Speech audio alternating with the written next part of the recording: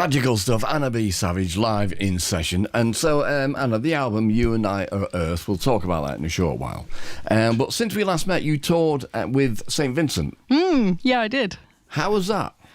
It was absolutely amazing. I feel like I've never really experienced audiences that are so dedicated and passionate, and sometimes people don't turn up for the opener, which I understand, but literally every single person who'd bought a ticket was there from well before I went on stage. Wow. Yeah, it just felt like such a privilege to be able to play to such a kind of dedicated and intensely concentrated audience. It was amazing, in amazing venues as well. Right, I can imagine. Yeah, and did you get on? What, me and Annie? Yeah. Yeah, I only met her very briefly, but we had a lovely chat. She's great. She's amazing. I mean, and to be honest, on the first kind of tour, there were small venues-ish, like the Deaf Institute and that she was playing. But she took Kate Le Bon out on the road with her. Oh my God. So she's got great taste. What a pairing. You would have to say that. Well, you and St. Vincent just as well. And so I knew from our previous meetings and stuff that you spent time in Manchester. Yes. I didn't realise that you came to Manchester to the university to study poetry. I did, yeah. So how long were you here for? I was here for about 5 years in the end, actually. I did an undergrad and then a master's, and then I lived here for a bit. Right, okay. And so at that point, considering all that, you didn't particularly fall in love with Manchester. You fell in love with Ireland, which is a kind of you might love Manchester, but you went and moved to Ireland. So how did that turn of events come about? It was studying again.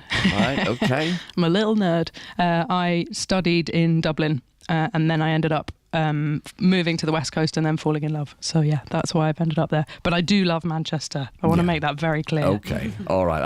I wasn't offended in any way. And so, but you also got involved and intrigued by Irish mythology, didn't you? Yeah, definitely. I feel like I didn't know much about Irish anything. So I learnt about, history and mythology and culture, and it was amazing. Yeah, and there's so much of it, obviously. But I mean, we were talking before about the Finn McCool. Yeah. And now I'll get it right, Ben and Donna. Ben and Donna, yeah. Discussed on this programme before, actually, but they were the two giants from the Giant's Causeway and also the Fingal's Cave on the Isle of Stafford, just off Mull. A great story about two giants trying to fight each other and all that. And if you don't know the story, you should have a look into it. So how long have you been living in Ireland now, then? I've been there pretty much since 2020. I moved right at the end of 2020, and I've been, with big bouts of touring in between, but I've been, there pretty much since. Okay. Have you been welcomed by the local music community? Yeah, 100%. I feel like it's such a... it's so vibrant, and it's so...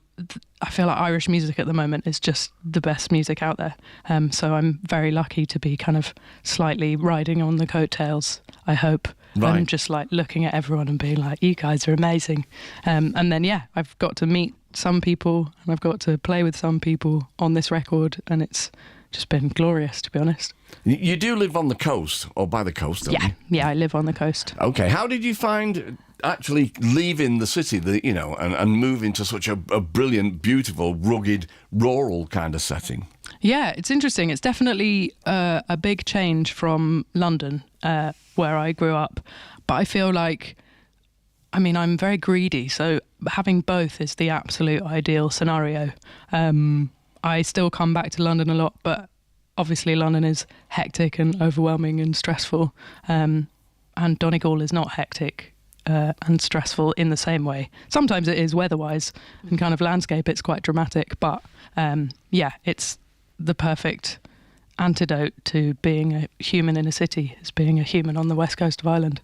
Yeah, well, I can imagine. I'm envious, I have to say. So You and I Are Earth, the title. So would you like to explain that a little bit further? Sure, yeah. So I stole that name from a 17th century plate, which... It's a plate that just says You and I Are Earth 1661, and it was found in a sewer in London a few years ago, I think, and no one knows any more about it. That's the whole story.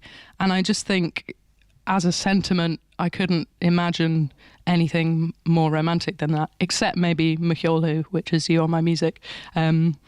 And yeah, I wanted to write a song about that. So I wrote the song, and then I ended up realising that it kind of encompassed the whole album, really. The sense of groundedness and earthiness and depth. And yeah, I felt like it was a perfect name for the whole record. Right, okay. Well, looking at the record, I've heard it all, and I believe you've got some vinyl out there as well, which I'm looking forward to seeing. But the difficult third album, would you describe it as that, or was it a breeze for you? I wouldn't say it was a breeze, but I wouldn't say it was difficult in the kind of classic difficult way. I think that my difficulty came in writing my very first record, because I'd never done it before, and it's like if someone asked me to write a novel now, I wouldn't have a clue where to start. But now I feel like I've done 2 records, so this one was like, okay, well, I've managed to squeeze 2 out. I can probably get a third one out. And I knew what I wanted to write about, and it was very easy for me to, know how I wanted to communicate it, to know who I wanted to play on the record. And yeah, I'm lucky enough to have a wonderful label, so we made it happen. Fabulous. Okay, well, it's wonderful to see you all here again. And you've got the tour looming large. And so let's have a look here. We have got... Oh, I hate it when they do this. So you're playing Bristol Lantern, and that will be on the 12th. The 13th is Manchester Night and Day. The 14th, Glasgow Stereo. The 15th, Leeds Broodnell. The 17th, Birmingham Hare and Hounds. The 18th, Brighton Patterns. 19th, Margate. Where else? The 20th will be London Union Chapel. And then you go to Cork and Galway and Dublin. And I'm sure there'll be many more further down the line as well. So you've got well, it's actually 3 in a way more tunes for us now, haven't you? Is that right? Yeah. It's kind of it's 2 big ones, but yeah, there's a little sneaky one at the beginning here. Just as we like it. So what are you going to do, in what order? So we're going to do a song called Insertus, which goes straight into I Reach For You in My Sleep, and then we're going to finish up with Donegal, which is the single that we released alongside the album. Fabulous. Okay, Anna B. Savage live in session. Just going to do a spot of tuning. Okie dokie. We should be all right.